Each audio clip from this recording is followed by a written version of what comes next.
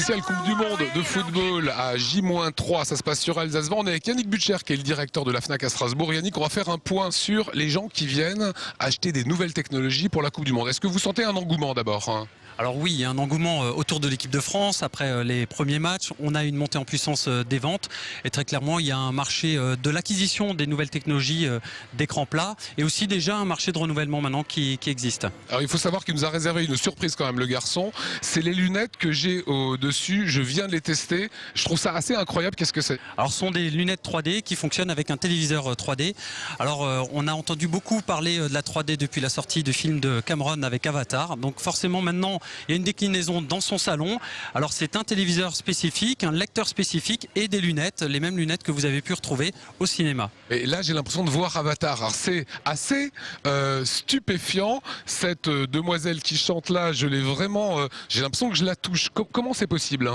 Alors effectivement, ça donne une image assez troublante. C'est clairement deux images qui sont superposées et que les lunettes nous permettent de voir en alternance, et c'est le cerveau qui recompose l'image 3D. Alors la seule contrainte, c'est qu'il faut par exemple que les matchs de l'équipe de France soient filmés en 3D.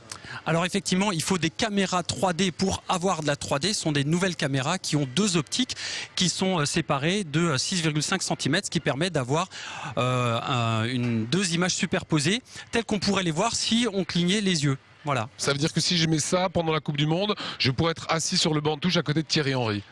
Alors c'est quasiment ça, il faudrait simplement que pour la Coupe du Monde, les images nous arrivent en 3D, ce ne sera pas encore le cas. Si on prend un téléviseur comme ça 3D, est-ce que je peux voir les matchs de l'équipe de France d'une façon traditionnelle ?